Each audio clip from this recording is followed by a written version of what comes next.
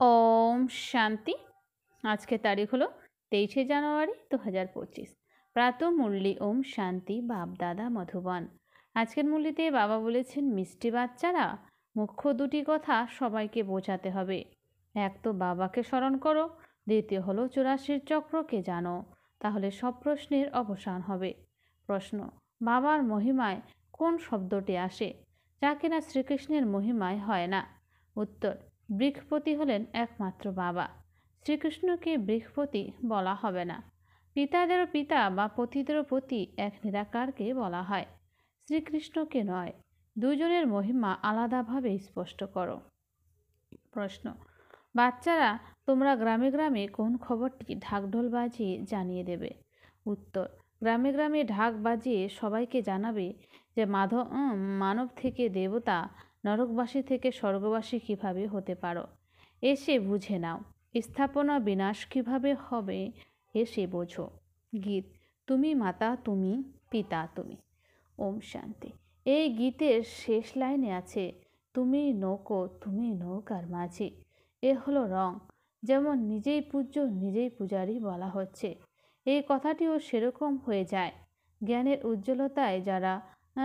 উজ্জ্বলতায় যারা উজ্জ্বল, তারা এই গীত শুনে বন্ধ করে দেবে, কারণ বাবার ইনসাল্ট হয়ে যাচ্ছে।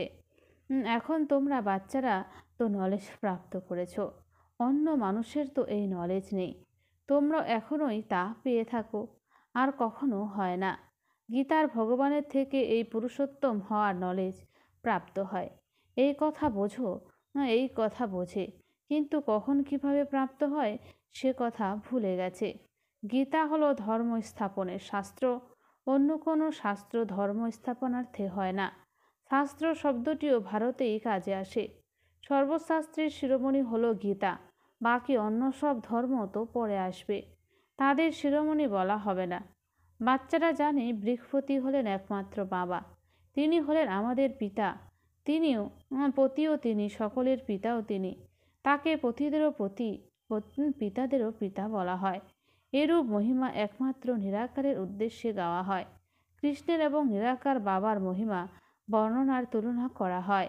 শ্রীকৃষ্ণ তো হলেন নতুন দুনিয়ার প্রিন্স, তিনি তাহলে পুরনো দুনিয়ায় সঙ্গম যুগে রাজযোগ শেখাবেন কিভাবে? এখন বাচ্চারা বুঝেছে আমাদের ভগবান পড়াচ্ছেন। তোমরা পড়াশোনা করে এই দেবী দেবতায় পরিণত হও। পরে এই জ্ঞান প্রচলনে থাকে না, প্রায় লুপ্ত হয়ে যায়। বাকি আটাই লবণ সম চিত্রগুলি রয়ে যায়। বাস্তবে কোনো চিত্রই যথার্থ নয়। সর্বপ্রথমে বাবার পরিচয় পেয়ে গেলে তোমরা বলবে এই কথা ভগবান বোঝাচ্ছেন। সে কথা তো শত বলবে। তোমরা কি প্রশ্ন করবে? প্রথমে বাবাকে তো জানো। বাবা আত্মাদের বলেন, আমাকে স্মরণ করো, শুধুমাত্র দুইটি কথা স্মরণ করো। বাবা বলেন, আমাকে স্মরণ করো আর 84 চক্রকে স্মরণ করো। ব্যাস এই দুটি মুখ্য কথা বোঝাতে হবে। বাবা বলেন, তোমরা নিজেদের জন্মগুলিকে জানো না। ব্রাহ্মণ বাচ্চাদেরই বলেন, অন্য কেউ তা বুঝবে না। প্রদর্শনীতে দেখো কত মানুষ এসে ভিড় করে, তারা ভাবে এত মানুষ যায়, নিশ্চয়ই কিছু না কিছু দেখার জিনিস আছে। ঢুকে পড়ে। একজনকে বোঝাতে গেলে মুখ ব্যথা হয়ে যাবে, তখন কি করা উচিত? প্রদর্শনী পুরো মাস চলতে থাকলে বলা যায়, আজ ভিড় আছে, কাল পরশু এসো। তাও যার পড়াশোনার ইচ্ছা থাকবে অথবা মানুষ থেকে দেবতা হওয়ার ইচ্ছা থাকবে, তাকেই বোঝাবে। একে লক্ষ্মীনারায়ণের চিত্র অথবা ব্যাজ দেখানো উচিত। বাবার দ্বারা এই বিষ্ণুপুরের মালিক হতে পারো। এখন ভিড় আছে, সেন্টারে এসো। ঠিকানা তো লেখা আছে, বাকি এভাবে বলে দেবে, এ হলো স্বর্গ, এ হলো নরক। তো মানুষ কি বুঝবে? সময় নষ্ট হয়ে যায়। এমনভাবে তো চিনতে পারবে না ইনি উচ্চ ব্যক্তি, এই ব্যক্তি ধনী না গরিব। আজকাল পোশাক এমন পরে যে কিছুই বোঝা যায় না। সর্বপ্রথমে তো বাবার পরিচয় দিতে হবে। বাবা হলেন স্বর্গ স্থাপনকারী। এখন এরকম হতে হবে। মুখ্য উদ্দেশ্য সামনে রয়েছে। বাবা বলেন, আমি হলাম সর্বোচ্চ, সবচেয়ে উঁচুতে, আমাকে স্মরণ করো। এ হলো বশীভূত করার মন্ত্র। বাবা বলেন মামেকম স্মরণ করো, তাহলে তোমাদের বিকর্ম বিনাশ হবে এবং বিষ্ণুপুরীতে এসে যাবে। এই কথা তো নিশ্চয়ই বোঝানো উচিত। আর 10 দিনের প্রদর্শনী তো আয়োজন করা উচিত। তোমরা গ্রামে গ্রামে ঢাক বাজে মানুষ দিয়ে দাও, খবর দিয়ে দাও যে মানুষ থেকে দেবতা, নরকবাসী থেকে স্বর্গবাসী কিভাবে হতে পারো। এসে বুঝে নাও স্থাপনা বিনাশ কিভাবে হয়, এসে বুঝে নাও। যুক্তি তো অনেক আছে। তোমরা বাচ্চারা জানো যে সত্যযুগ আর কলিযুগে রাত দিনের তফাৎ। ব্রহ্মার রাত ও ব্রহ্মার দিন বলা হয়। ব্রহ্মার দিন সে আবার বিষ্ণুর দিন, যা বিষ্ণুর ব্রহ্মার। কথা তো একই। ব্রহ্মারও 84 জন্ম, বিষ্ণুরও 84 জন্ম। শুধুমাত্র এই লিফ জন্মের তফাৎ হয়ে যায়। এই কথা বুদ্ধিতে বসাতে হবে। ধারণা না হলে কাউকে কিভাবে বোঝাবে? এই কথা বোঝানো তো খুবই সহজ। শুধুমাত্র লক্ষ্মীনারায়ণের চিত্রের সামনে এই পয়েন্টস বলো। বাবার সাহায্যে এই পদ মর্যাদা প্রাপ্ত হয়। নরকের বিনাশ সামনে রয়েছে, তারা তো নিজের মনুষ্য মতই শোনাবে। এখানে তো আছে ঈশ্বরীয় মত, যা আমাদের অর্থাৎ আত্মাদের ঈশ্বর দ্বারা প্রাপ্ত হয়েছে। নিরাকার আত্মাদের নিরাকার পরমাত্মার মতামত হয়, প্রাপ্ত হয়। বাকি সবই হলো মানব মত। রাত দিনের তফাৎ আছে, তাই না? সন্ন্যাসী, উদাসী ইত্যাদি কেউ এই মত দিতে পারে না। ঈশ্বরীয় মতামত একবারই প্রাপ্ত হয়। যখন ঈশ্বর আসেন তখন তার মতামত দ্বারা আমরা এমন স্বরূপ প্রাপ্ত করি। তিনি আসেন দেবী দেবতা ধর্মের স্থাপনা করতে। এই সব পয়েন্টস ধারণ করা উচিত, যাতে সময় পড়লে কাজে আসে। মুখ্য কথা কমের মধ্যে বুঝিয়ে দিলেই যথেষ্ট। এক লক্ষ্মীনারায়ণের ছবি নিয়ে বোঝানো যথেষ্ট। এ হলো অবজেক্টের চিত্র। ভগবান এই নতুন দুনিয়া রচনা করেছেন। ভগবান পুরুষোত্তম সঙ্গম যুগে এদের বড়িয়েছিলেন। এই পুরুষোত্তম যুগের কথা কারো জানা নেই। অতএব এইসব কথা শুনে বাচ্চাদের কত খুশি হওয়া উচিত। জ্ঞান শুনে অন্যদের শুনে আরও খুশি অনুভব হওয়া উচিত।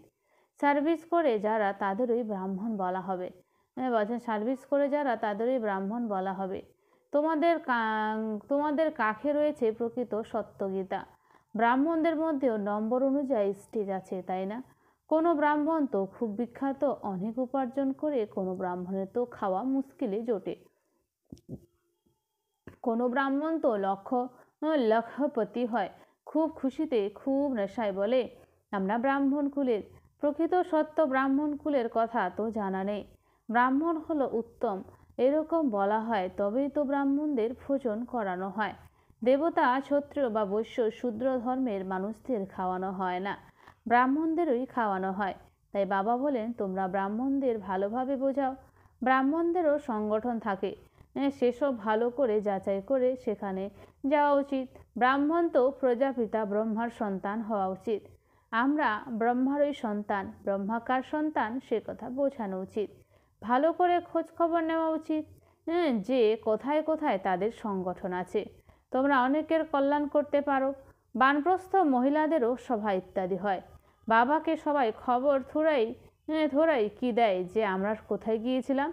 সব জঙ্গলে ভরা, যেখানেই যাও শিকার করে আসবে, প্রজা বানিয়ে আসবে, রাজাও বানাতে পারো। সার্ভিস তো অনেক আছে। সন্ধ্যায় 5টায় ছুটি হয়, লিস্টে নোট করা উচিত আজ এইখানে যেতে হবে। বাবা যুক্তি তো অনেক বলে দেন। বাবা বাচ্চাদের সঙ্গে কথা বলেন, এই কথা পাকাভাবে নিশ্চয় থাকা উচিত। আমি আত্মা, বাবা মানে পরমাত্মা আমাদের শোনান, ধারণ আমাদেরই করতে হবে। যেমন শাস্ত্র অধ্যয়ন করে এবং সেসব সংস্কার রূপে অন্য জন্মে ইমার্জ হয়ে যায়। বলা হয় সংস্কার নিয়ে এসেছে। যারা অনেক শাস্ত্র পাঠ করে তাদের অথরিটি বলা হয়। তারা নিজেদের অলমাইটি ভাবে না। এ হলো খেলা, যা বাবা বোঝান, নতুন কথা নয়। ড্রামা এমনভাবে বানানো হয়েছে যা বুঝতে হবে। মানুষ এই সব বোঝে না যে হলো পুরনো দুনিয়া। বাবা বলেন আমি এসেছি মহাভারতের যুদ্ধ সামনে উপস্থিত। মানুষ অজ্ঞানতার অন্ধকারে ঘুমিয়ে আছে। অজ্ঞান ভক্তিকে বলা হয়। জ্ঞান সাগর তো হলেন একমাত্র বাবা। যারা অনেক ভক্তি করে তারা হলো ভক্তির সাগর। ভক্তদের মালাও আছে, তাই না? ভক্তমালার নামও একত্রিত করা উচিত। ভক্তমালা দ্বাপর থেকে কলিযুগ পর্যন্ত হবে। বাচ্চাদের অনেক খুশি থাকা উচিত। অনেক খুশি তাদেরই হবে যারা সারাদিন সার্ভিস করতে থাকবে। তো বলছেন যারা সারাদিন যত সেবা করবে, হ্যাঁ, তাদের তত খুশি থাকবে। বাবা বুঝিয়েছেন মালা তো খুব লম্বা, হাজার হাজার সংখ্যায় আছে, যাকে কেউ এখান থেকে কেউ ওখান থেকে আকৃষ্ট করে। কিছু তো হবে, তাই না?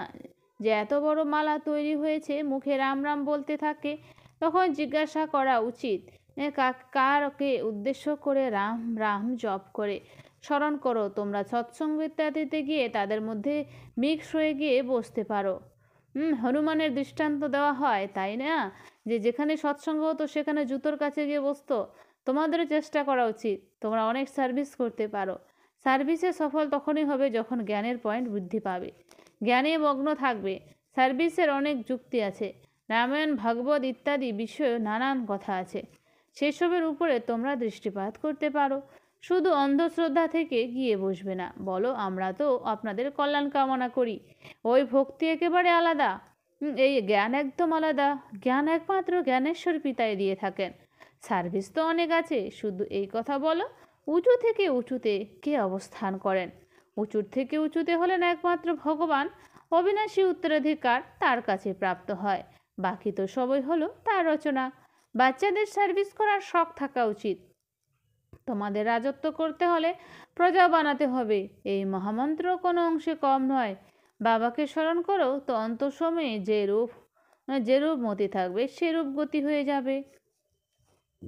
আচ্ছা, মিষ্টি মিষ্টি আরানিধি বাচ্চাদের প্রতি মাতা পিতা বাপদাদার স্মরণের স্নেহ সুমন আর সুপ্রভাত। ঈশ্বরীয় পিতা তার আত্মারূপী বাচ্চাদেরকে জানাচ্ছে নমস্কার। আমরা সমস্ত আত্মারূপী বাচ্চারা জানাই মাতা পিতা বাপদাদাকে স্নেহ সুমন আর নমস্কার। ধারণার জন্য মুখ্য সার। 1 নম্বর, বাবা যে বশীভূত করার মন্ত্র দিয়েছেন সেটা সবাইকে স্মরণ করাতে হবে। বাবা যে বশীভূত করার মন্ত্র দিয়েছেন সেটা সবাইকে স্মরণ করাতে হবে। সার্ভিসের ভিন্ন ভিন্ন যুক্তি রচনা করতে হবে। ভিড়ে নিজের সময় নষ্ট করবে না। তো এই জ্ঞানের পয়েন্টস বুদ্ধিতে রেখে জ্ঞানে মজে থাকতে হবে। হনুমানের মতন সৎসঙ্গে গিয়ে বসতে হবে এবং তাদের সেবা করতে হবে। খুশিতে থাকার জন্য সারাদিন সেবা করতে হবে। বরদান, আমি আর আমার ভাবকে বলিদান দিয়ে সম্পূর্ণ মহাবলী ভব। আমি আর আমার ভাবকে বলিদান দিয়ে সম্পূর্ণ মহাবলী ভব। পার্থিব জগতের কোনো ব্যক্তি বা বৈভবের সাথে বন্ধন, এটাই হলো আমার ভাব। পার্থিব জগতের কোনো ব্যক্তি বা বৈভবের সাথে বন্ধন, এটাই হলো আমার ভাব। এই আমার ভাবকে আর আমি করছি, আমি করেছি, এই অমৃত ভাবকে সম্পূর্ণ সমর্পণকারী অর্থাৎ বলিদান যে দেয় সেই হলো মহাবলী। যখন পার্থিব জগতের আমি আমার ভাব সমর্পণ হয়ে যাবে তখন সম্পূর্ণ বাবার সমান হয়ে যাবে। আমি করছি না, বাবা করাচ্ছেন, বাবা চালাচ্ছেন। যে কোনো কথাতে আমার পরিবর্তে সদা ন্যাচারাল ভাষাতেই বাবা শব্দ আসবে। বলছেন যে আমার পরিবর্তে সদা ন্যাচারাল ভাষাতে বাবা শব্দ আসবে, আমি শব্দ নয়। স্লোগান, সংকল্পে এমন দৃঢ়তা ধারণ করো যার দ্বারা চিন্তা করা আর কর্মে রূপ দেওয়া সমান হয়ে যায়। সংকল্পে এমন দৃঢ়তা ধারণ করো যার দ্বারা চিন্তা করা আর কর্মের রূপ দেওয়া সমান হয়ে যায়। নিজের শক্তিশালী মনসার দ্বারা আশা কাজ দেওয়ার সেবা করো। সময় অনুসারে এখন মন এবং বাণীর দ্বারা একসাথে সেবা করো। সময় অনুসারে মন এবং বাণীর দ্বারা একসাথে সেবা করো। কিন্তু বাণীর দ্বারা সেবা হলো সহজ, মনসা সেবায় অ্যাটেনশন দেওয়ার বিষয় আছে। এই জন্য সকল আত্মাদের প্রতি মনসাতে শুভ ভাবনা, শুভকামনা সংকল্প হবে। বাণীতে মধুরতা, সন্তুষ্টতা, সরলতার নবীনত্ব হবে। তাহলে সহজেই সফলতা প্রাপ্ত হতে থাকবে। আচ্ছা, ওম শান্তি। ধন্যবাদ বাবা আজকের এই সুন্দর মিষ্টি মুরলির জন্য।